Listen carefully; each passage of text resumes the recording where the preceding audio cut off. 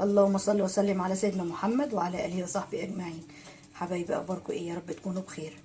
النهارده باذن الله مع بعض فيديو خفيف بامر الله كده. نزلت السوق والله محتاره مش عارفه اجيب ايه. فلقيت واحده كده قاعده بشويه فراخ بلدي. بصوا يستاهلوا بقكم زي ما انتم شايفين كده، اللهم بارك ما شاء الله. طبعا لسه ما نضفتش، يا دوبك كده شويه دقيق بس كده على الماشي. بس لسه طبعا ايه هكمل بقى. بس حبيت ان انا اوريكم بسم الله ما شاء الله الفراخ. اللهم صل على النبي ما شاء الله، يعني بجد شايفين؟ بصوا الفراخ نفسها بسم الله ما شاء الله تحفه جدا.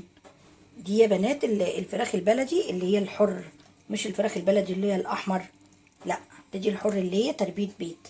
ما شاء الله يعني بجد ما لقيتش فيهم واحده كده ولا كده، تحفه جدا، جمال جدا، ولحمهم حلو زي ما انتم شايفين كده، اللهم بارك. يعني الواحده من كيلو وربع لكيلو ونص. الفراخ البلدي طبعا انتوا عارفين ان هي بتبقى حلوه جدا وهي صغيره كده، ما تبقاش كبيره. وبصوا رجليها برضو صفرة ما شاء الله. انا طبعا لسه ده كله هشيله معاكم، بس طبعا قلت اما اوريهولكم الاول. بسم الله ما شاء الله زي ما انتم شايفين كده. وهنا يا بنات اللي بتبقى رجليها سمرة دي برضو، دي بتبقى اللي هي برضو بلدي حر. احيانا بتبقى اللي هي بيكون الريش بتاعها اسود، ومش شرط برضو يعني، بس بتبقى غالبا يعني زي ما انتم شايفين كده، اللهم بارك ما شاء الله. دول يا بنات انا خدت منها الكيلو على 100. دول اقول لكم قطعوا كام؟ يعني 1300، 1300 جنيه. بس بصراحة يعني كمية فراخ حلوة بجد يستاهل. طبعا انتوا عارفين ان الفراخ غالية، بس انا بحبها بالنسبة لان هي البيضة. يعني البيضة دلوقتي بكام؟ دلوقتي ب75 وب80. لا انا اجيب ازود 20 جنيه واجيب فراخ بلدي. زي ما انتم شايفين كده ما شاء الله. ما افرحش بقى باللحم الكبير كتير والكلام ده اللي في الفرخه، لا انا بحب الفرخه بتبقى بالطريقه دي، بتبقى جميله قوي. احشيها، اعملها كده تحفه جدا يا بنات. الحته الصغيره منها ب1000 من اللي هي بصراحه الفراخ البيضاء، وبالذات لما تبقى تربيه بيتي كده.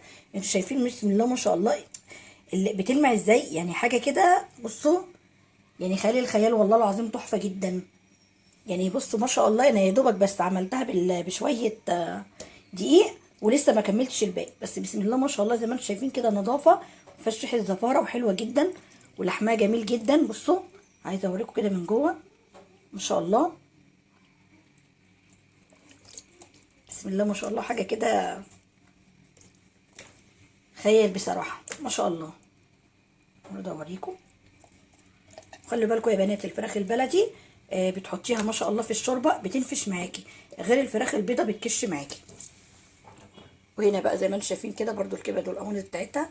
بصوا انا لسه كنت نقعاها بشويه ليمون، شايفين ما شاء الله.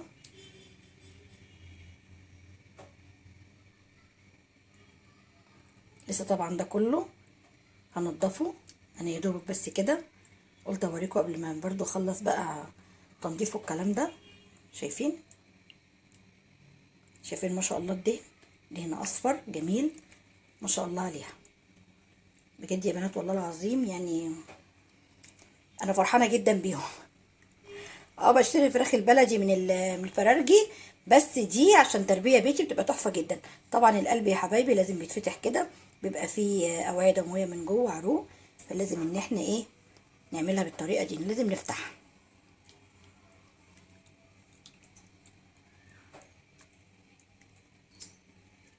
حاجه كده بصوا بتتكلم عن نفسها بصراحه.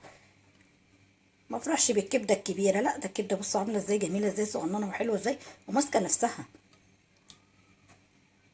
بصوا بسم الله ما شاء الله. بجد والله يا بنات حاجه كده زي ما بيقولوا يعني لوز اللوز. القلب يا بنات البنات برضو المبتدئه، مش للحبايب الحلوين الشاطرين. احنا عارفين ان احنا كلنا معدلين في بيتنا. القلب لازم يتفتح بالطريقه دي، طلعي منه كل الاوعيه الدمويه اللي بتبقى جواه ما شاء الله. طبعا هكمل بقى النظافه بتاعتهم. الاول بدقيق يا بنات، وبعد كده بس ما تحطيش خل. الخل لو في ريحه زفاره بيثبتها في الحاجه اللي انت عايزه تنضفيها يا حبايبي. بلاش الخل. الخل ده بصراحه انا برجحوش في التنظيف. انا بحط ليمون، وبحط دقيق، وبحط ملح. الملح ده اساس اساس اساس، بخليها جميله قوي. وفي تركايه بنات برضو بعملها اخر ما بخلص خالص. بمسك حبه توم حلوين كده، راس كبيره كده ما شاء الله، وبدقها كويس جدا بشويه ملح برضو، وبمسك الفراخ كلها ادعكها من بره وجوه، واتفرجي بقى على الجمال بقى والريحه تحفه. وبشطفها برضو تاني، يعني بشطفها بميه، بس بصراحه بتبقى حاجه كده خيال زي ما بيقولوا يعني. وفي ناس بتحط طماطم، وفي ناس بتحط طحينه، فانت وشطارتك، وانت لو انت براحتك بقى اللي انت عايزاه. بس انا زي ما بقول لك، انا بحط ملح وبحط دقيق وبحط ليمون، ببعد عن الخل خالص، وبحط بدق راس توم زي ما بقول لكم كده بشويه ملح، وبدعكها تاني وبنقعها برده في ميه تاني، وبعد كده بشطفها. دي كانت اخر حاجه بقى بتبقى معايا، بس كده. يعني بجد والله العظيم بتبقى فراخ ما فيش بعد كده. دول يا بنات زي ما انا قلت لكم ب 1300، دول ما شاء الله 8 فرخات اللهم بارك. ادي 2 اهم، 3 ادي 4 5 ادي 6 7 ادي 8، ما شاء الله يا حبايبي اهو. يعني برضو بالمبلغ ده اللي انا جبته بيهم فراخ بلدي و1300 بجد، يعني بجد يا بلاش. احنا دلوقتي الفراخ البيضة الفرخة بتبقى داخلة في ايه؟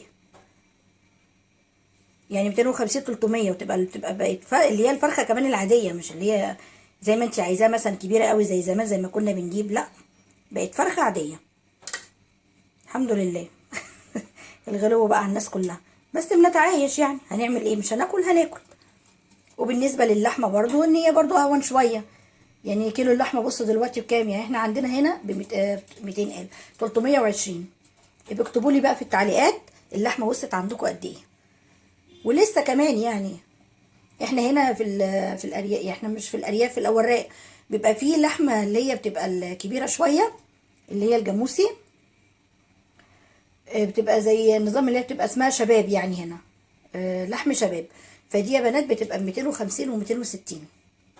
بس طبعا مش متعود عليها ما بيحبهاش ما بيجيبهاش، بتبقى كبيره في السن شويه وتاخد سوا شويه. بس انت وشطارتك برضو هعيد لك الكلام تاني، هتحطي ما بتحطيش خالص ملح في اول اللحمه، بتغلي الميه شوربه وتقومي ساقطه اللحمه بتاعتك. ولو جايباها يا بنات من جزار مضمون ما تغسليش اللحمه. اسمعي مني التركية دي حلوه قوي على فكره. انا الجزار بتاعي اللحمه بتاعته انا عارفاها بتدبح ازاي، ما بغسلهاش اقسم بالله ما بغسلها ابدا. بس يا حبايبي بحطها يا دوبك بتغلي، لو في ريمه بشيلها، بس الحمد لله مبقاش في ريمه.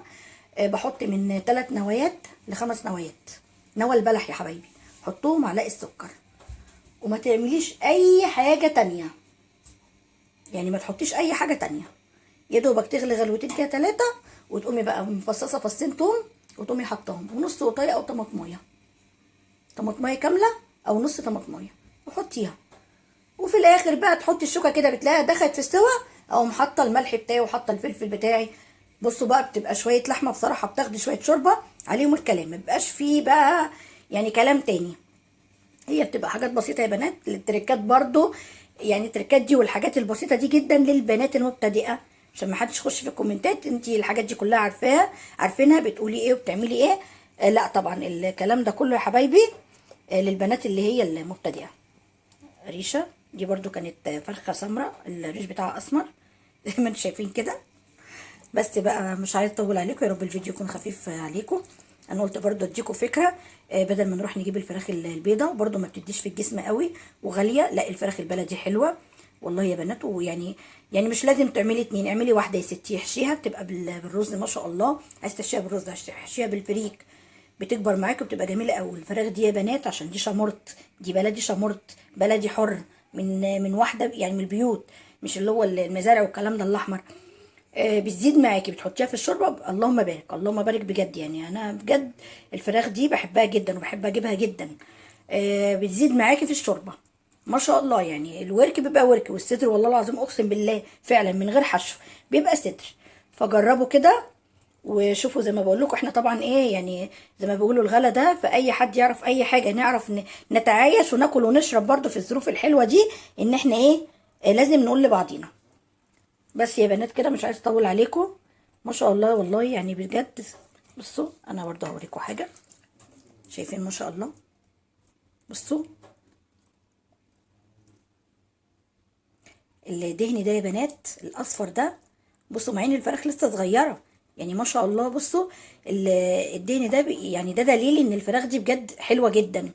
فلو لقيتي في اي وقت واحده فلاحه كده بتبيع الفراخ دي، اشتري منها وانتي مغمضه. ما شاء الله، ده هو يعني بعد التنظيف ما شاء الله زي ما انتم شايفين هي الفراخ كده بتتكلم عن نفسها.